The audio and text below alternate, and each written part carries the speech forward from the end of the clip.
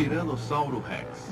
O maior carnívoro que já existiu sobre a face da Terra, um entre as centenas de dinossauros que foram reconstruídos e não exatamente trazidos de volta à vida. Pois dinossauros só voltam à vida nos filmes. Eles deixaram de existir 64 milhões de anos antes de os seres humanos surgirem na Terra ou constarem no cardápio.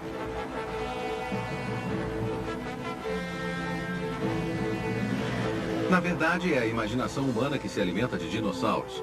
As preferências variam, de criaturas verdes e cômicas ao jogo sério e global da paleontologia.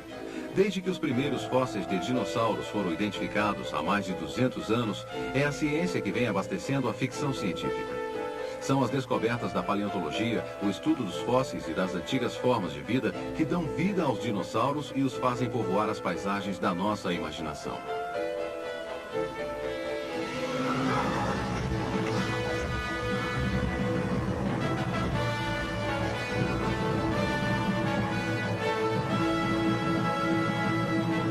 Com um novo fóssil sendo descoberto a cada 7 semanas, nossos conhecimentos sobre os dinossauros aumentam cada vez mais. De onde veio o nome dinossauro?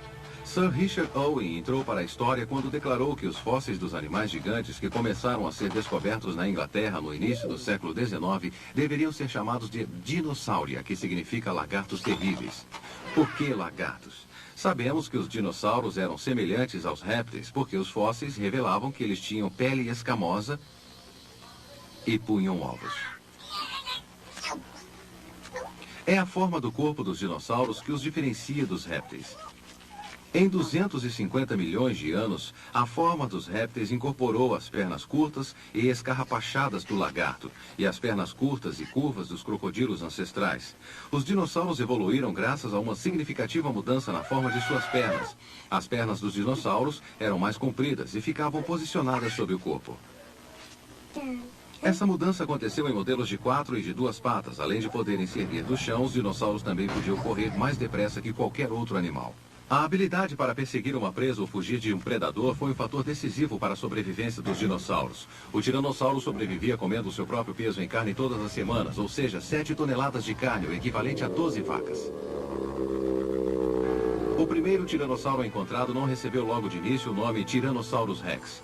Quando Barnum Brown, conhecido como o Sr. Ossos, por causa do grande número de dinossauros que encontrou, descobriu o primeiro tiranossauro em 1900. Ele o identificou como um grande carnívoro e chamou-o de Dinamosaurus imperiosus. Mas o Dinamosaurus imperiosus, transformado da noite para o dia na maior sensação do mundo da paleontologia, logo receberia um nome mais apropriado ao carnívoro que já viveu na Terra. Tyrannosaurus Rex, que significa literalmente lagarto tirano rei.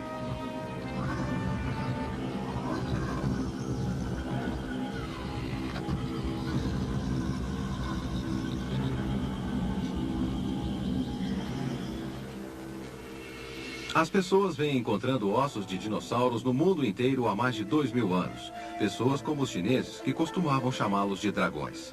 A primeira teoria conhecida sobre a extinção dos dinossauros é atribuída ao escritor Shang Ku, da terceira dinastia.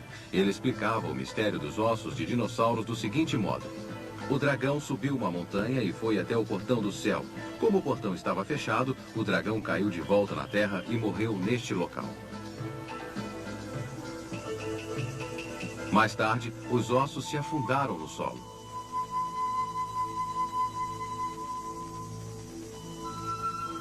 Embora ainda não saibamos explicar por que os dinossauros se extinguiram, pelo menos sabemos quando.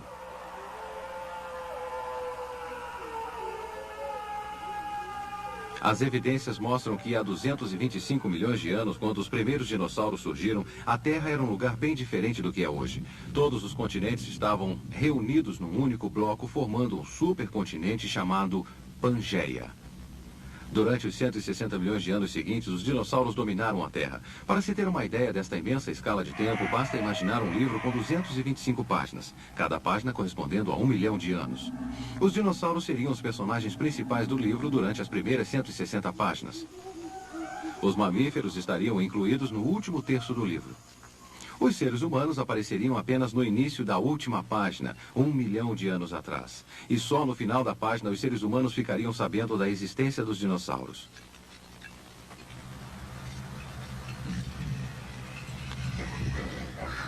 Quando o segundo tiranossauro foi descoberto em 1902, imaginou-se que uma grande perna dianteira encontrada nas proximidades pertencia a ele. Apenas 88 anos mais tarde, em 1990, quando o 10º tiranossauro foi encontrado, é que os paleontólogos perceberam que o Sr. Ossos cometera um engano. Esse não foi o primeiro engano cometido durante a montagem do esqueleto de um dinossauro. E nem será o último. Quando a prova mais recente a ser desenterrada tem 65 milhões de anos, não é de se espantar que a paleontologia tem uma longa tradição em cometer enganos. Um dos primeiros enganos aconteceu na Inglaterra em 1820. O Dr. Gideon Mantell encontrou alguns dentes fossilizados e desenterrou um iguanodonte, que recebeu este nome por causa de sua semelhança com os iguanas que existem atualmente. O iguanodonte pode ser considerado o precursor da dinomania. Ele fez tanto sucesso entre o público inglês que um modelo não muito preciso em escala natural foi construído no Crystal Palace Park. Antes de o modelo ser terminado, foi realizado dentro dele um jantar de gala para 20 pessoas. A época dos tais jantares de gala terminou há muito tempo, mas o modelo do iguanodonte ainda está lá, como um monumento aos enganos cometidos pela paleontologia.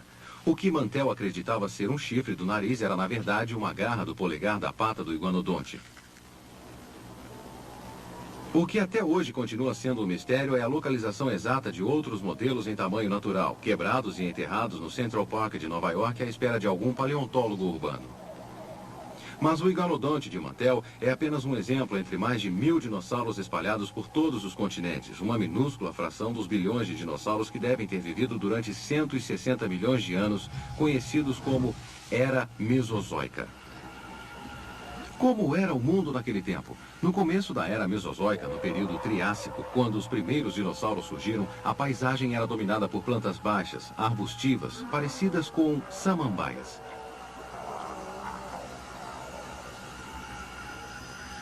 A seguir veio o período Jurássico, quando enormes florestas de coníferas e arvoredos cheios de insetos serviam de pasto para dinossauros herbívoros.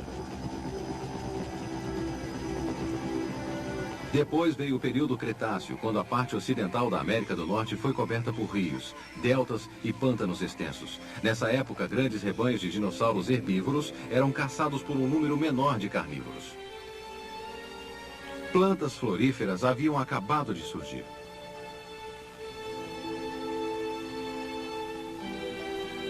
E no ar denso pairava o odor do hálito do tiranossauro. Ninguém afirma que o tiranossauro podia matar uma presa apenas com seu mau hálito. No entanto, muitos acreditavam que o número de bactérias na boca do tiranossauro era tão grande que bastava à presa levar uma pequena mordida cética para morrer logo em seguida de infecção generalizada. Tal teoria não parece absurda se pensarmos no dragão de Komodo, o maior lagarto vivo do mundo, que também usa mordidas céticas quando está caçando.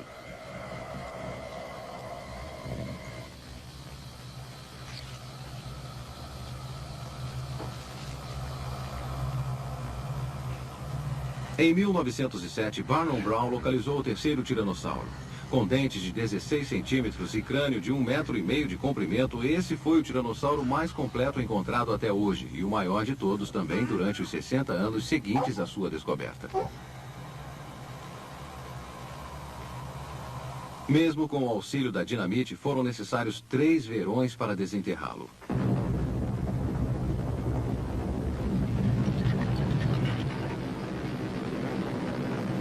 Atualmente, as escavações transformaram-se numa ciência mais cuidadosa e exata.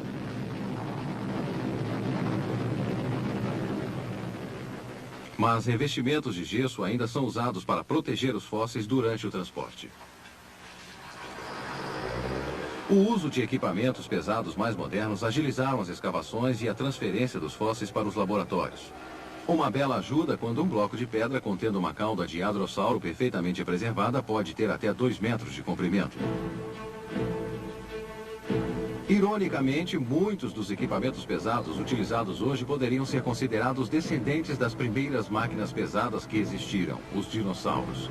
Muitos dinossauros eram criaturas pesadas, fortes. As primeiras escavadeiras foram os terópodes, enormes dinossauros carnívoros que usavam seu pescoço curto e forte e suas grandes mandíbulas para arrancar pedaços de carne de suas presas. Nosso maquinário tem até garras para rasgar a terra. Os primeiros guindastes foram os saurópodes, imensos dinossauros herbívoros que utilizavam seu longo pescoço para alcançar o topo das árvores. Embora o estegossauro, que tinha o tamanho de um ônibus, fosse um gentil vegetariano, poucos carnívoros dispunham-se a enfrentar a sua cauda cheia de saliências pontudas.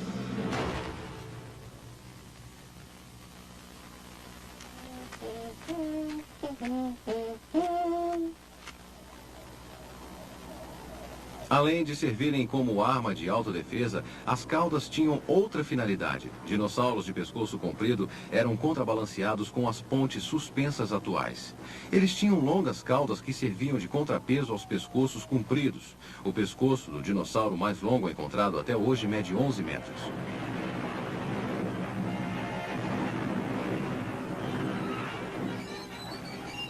Nos dinossauros bípedes, a cauda funcionava como um mecanismo de equilíbrio para contrabalançar diversos modelos de cabeça e de estrutura corporal. Do pequeno filhote de hadrossauro com menos de 1 metro de comprimento, até o albertossauro, um carnívoro de 9 metros de comprimento. Equilíbrio era fundamental quando um dinossauro decidia correr. Imagine um avestruz de várias toneladas e terá uma ideia de como os dinossauros predadores mais rápidos deviam mover-se. Mas que velocidade eles conseguiam alcançar? Por meio de pegadas fossilizadas, chamadas de vestígios fósseis, os paleontólogos podem calcular quão rápido os dinossauros corriam.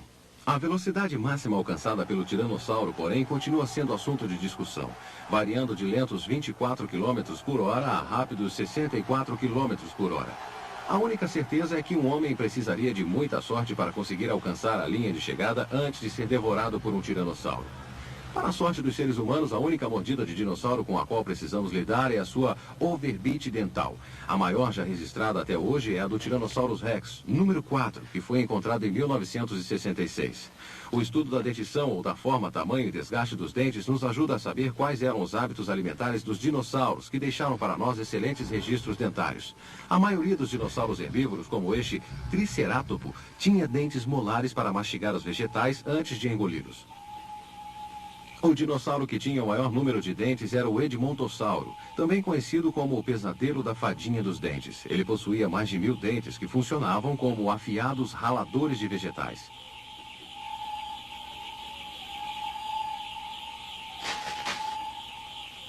Os herbívoros maiores, como o Diplodoco e o Brachiosauro, tinham dentes em forma de pinos, parecidos com os dentes de um cavalo, que eram usados como rastelos para arrancar folhas das árvores. Muitos deles não mastigavam a comida, engoliam tudo inteiro. E os carnívoros que se alimentavam desses herbívoros? Do Albertossauro até o Baryonyx, que era parecido com um crocodilo, a maioria dos carnívoros tinha dentes em forma de punhal. Muitos deles, como o Tiranossauro, tinham dentes serreados, como a lâmina de uma faca de churrasco, para raspar a carne dos ossos.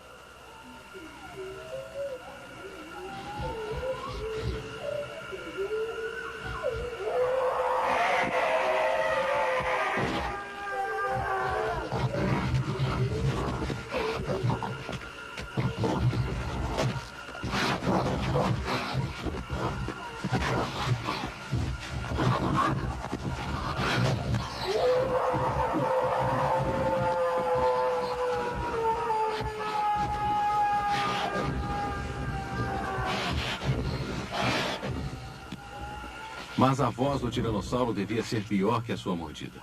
Será que os grandes carnívoros eram assassinos? Ou limitavam-se a comer os animais mortos que encontravam? A maior prova de que eles caçavam presas vivas são as pegadas fossilizadas de um terápode perseguindo um rebanho de saurópodes. Este tipo de prova sustenta a teoria de que grandes rebanhos de dinossauros herbívoros eram caçados por um número menor de predadores, fazendo da era mesozoica um cenário não muito diferente da savana africana atual.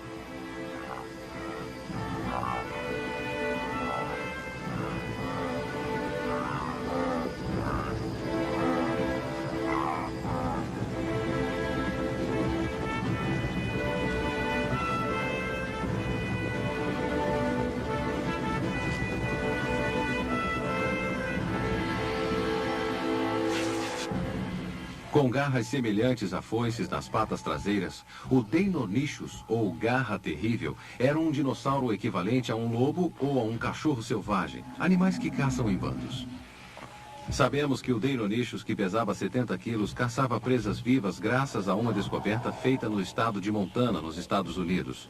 As provas encontradas no local serviram para reconstruir a cena. Um grupo de Deinonychus derrubou um Tenontossauro, mas pagou um preço bem alto por isso.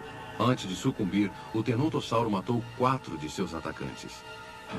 Descobertas semelhantes revelaram bandos de raptores no local de outras matanças. Os dinossauros carnívoros não caçam mais. Agora eles são caçados por grupos de humanos à procura de fósseis. Em 1981, 3 estudantes canadenses encontraram o segundo maior tiranossauro já descoberto até hoje, o Beleza Preta, que recebeu este nome por causa da cor dos seus ossos fossilizados. Só depois da limpeza feita em laboratório foi que se percebeu o quanto o crânio de 1,5 metro de comprimento estava completo. Quando o fóssil é trazido para o laboratório, primeiro tira-se o revestimento de gesso. Depois coloca-se o material num banho de ácido que remove os restos de pedra que cobrem o osso fossilizado. Este processo pode demorar meses ou até anos. Nem todos os dinossauros eram grandes como o tiranossauro. Muitos deles eram bem pequenos. Tão pequenos quanto um pássaro. E eles existiam em todas as formas e tamanhos. O título de peso pesado vai para o Brachiosauro, com 77 toneladas, um peso maior do que o de 2 aviões Boeing 737 juntos. Embora dinossauros maiores sejam, por tradição, os atores principais de muitos filmes, são os dinossauros menores que ocupam a posição de astros no debate sobre os descendentes dos dinossauros. Os esqueletos do Compsognathus e do Coelophysis são parecidos com o esqueleto do Archaeopteryx, a primeira ave. Este elo perdido reforça a teoria de que as aves modernas são parentas, vivas de pequenos dinossauros carnívoros. E os parentes mais próximos de dinossauros maiores como o Baryonyx são os crocodilos.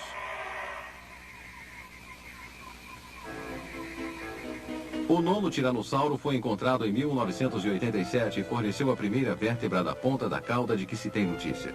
Todos os ossos do tiranossauro já foram encontrados, com exceção de suas patas dianteiras, misteriosamente atrofiadas. Na mesma região da América do Norte, onde foram encontrados 8 dos 10 tiranossauros de que se tem notícia até hoje, foi feita uma descoberta que mudou radicalmente a nossa visão da vida familiar dos dinossauros. Foi encontrado um cemitério de ossos de vários quilômetros de extensão, contendo os restos de um rebanho de dinossauros formado por mais de 10 mil animais. Pelo visto, rebanhos de dinossauros percorriam o oeste norte-americano, assim como os rebanhos de búfalos de uma era mais recente. O achado mais significativo aqui foram os conjuntos de ninhos. Assim como os pássaros atuais, que nidificam em colônias, esses dinossauros, os maiasauros, também nidificavam em grupos. Os ovos eram postos em ninhos circulares de 2 metros de diâmetro. Cada ninho continha de 20 a 25 ovos de 18 centímetros, pertencentes a vários casais de maiasauro, ou lagarto boa-mãe. Os maiasauros compartilhavam a tarefa de chocar os ovos, alimentar os filhotes e cuidar deles. Sabemos que os filhotes permaneciam nos ninhos para serem alimentados pelos pais porque os ninhos estavam cheios de cascas de ovos pisoteadas.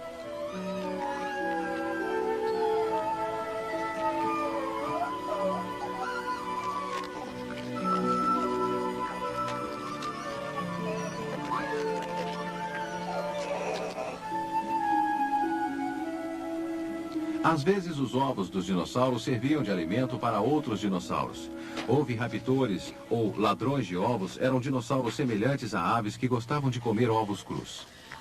Assim como muitas aves e muitos répteis modernos, os hadrossauros precisavam proteger os seus ninhos dos predadores. Provavelmente, os dinossauros também partilhavam outra característica das aves e répteis atuais, o uso do som para comunicar-se com os filhotes.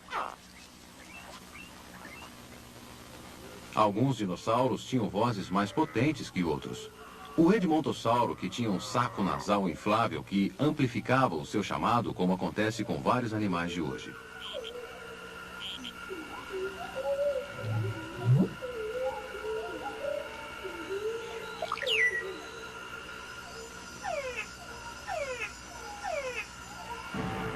Os acessórios cefálicos dos dinossauros serviam para uma atividade menos harmoniosa. Dar cabeçada era talvez o modo mais comum de se resolverem problemas de demarcação de território ou de disputa por uma fêmea. Essa tradição continua sendo seguida por muitos animais modernos. Atualmente acredita-se que o tricerátopo, com seus 3 chifres e seu escudo duro, passava mais tempo dando cabeçadas em outros tricerátomos do que enfrentando tiranossauros.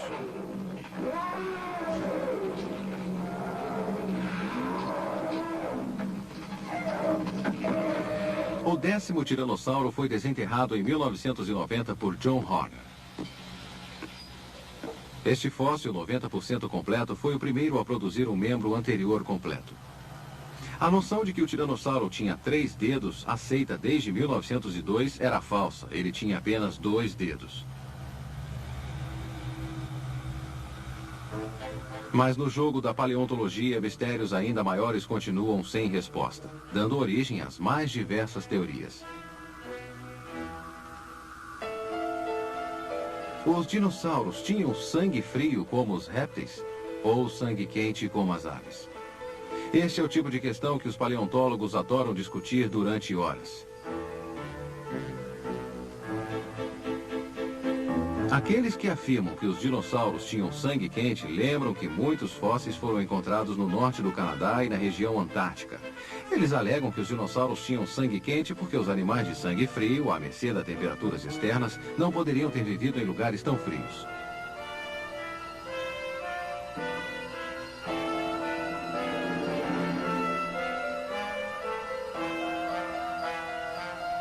Os defensores da teoria do sangue quente alegam também que os dinossauros deviam ter um coração de 4 cavidades e bombeamento duplo, como o coração dos mamíferos atuais, para fornecer pressão sanguínea suficiente para bombear sangue pescoço acima até a cabeça.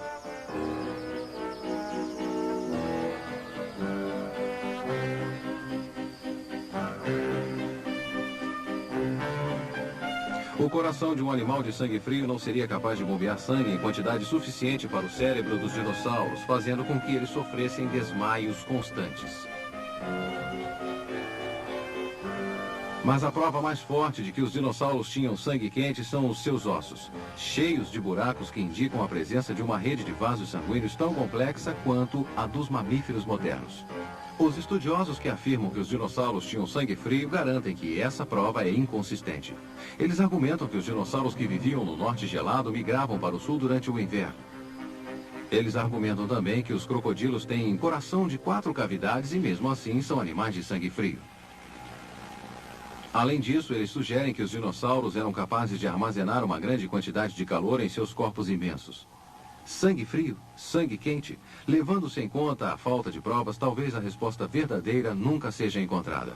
A única coisa com a qual todos os paleontólogos parecem concordar é com o modo como os músculos dos dinossauros ficavam dispostos sobre os ossos. Os especialistas podem ler os ossos observando as áreas lisas, sulcadas ou estriadas e determinando a disposição dos músculos, tendões, nervos e vasos sanguíneos. Colocar pele sobre os músculos, contudo, não passa de um exercício de imaginação. Para quebrar os contornos do corpo, alguns dinossauros deviam ter listras. Como a camuflagem era importante, com certeza nenhum dinossauro tinha estampa de bolinhas. Placas protetoras eram bastante populares. As placas mais duras eram as dos anquilossauros. Nenhuma placa protetora, porém, foi capaz de evitar a extinção dos anquilossauros e de todos os outros dinossauros. O maior mistério relacionado aos dinossauros é exatamente a causa da sua extinção. Existem muitas teorias. Uma delas afirma que um aumento exagerado na quantidade de raios ultravioleta provocou catarata nos dinossauros, que ficaram cegos e morreram. Antigamente, acreditava-se que os dinossauros tornaram-se tão enormes e letárgicos que morreram de tédio. Uma das teorias mais aceitas até hoje em dia é sustentada pelo fato de que na mesma época em que os dinossauros desapareceram, um meteoro de 8 a 16 quilômetros de diâmetro atingiu a Terra, abrindo uma cratera de 150 quilômetros de diâmetro e levantando uma imensa nuvem de poeira e fumaça que envolveu a Terra e bloqueou a passagem dos raios solares durante meses ou anos. O único problema com essa teoria é que foram encontrados dentes fossilizados de dinossauros que viveram muito tempo depois deste evento cataclísmico. São provas assim que fazem com que alguns cientistas acreditem que o declínio dos dinossauros foi mais gradual. Talvez eles tenham se tornado extintos porque não conseguiriam manter a temperatura corporal baixa durante os verões cada vez mais quentes.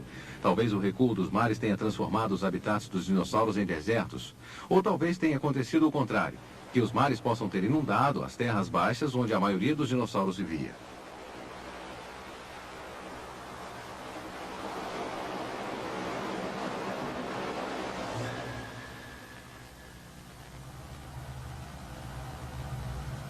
Só temos certeza de uma coisa. Depois de 160 milhões de anos dominando a Terra, os dinossauros morreram.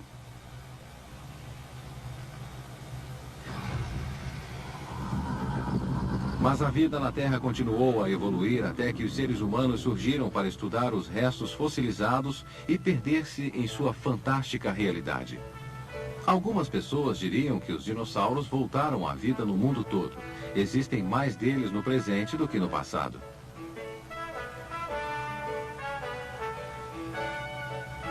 Embora estejam longe de serem reais, talvez sejam filhos nascidos de nossa imaginação fértil, uma evidência concreta dos dinossauros, meras sombras na pedra.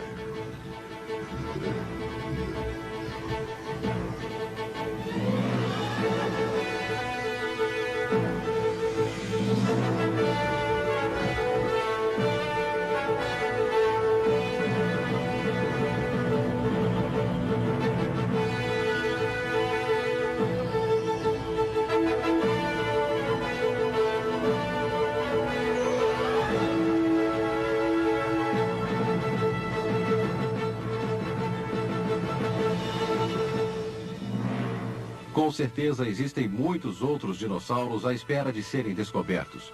Muitos mistérios novos à espera de serem desvendados. E se é verdade que a vida imita a arte, talvez algum dia possamos trazê-los de volta à vida.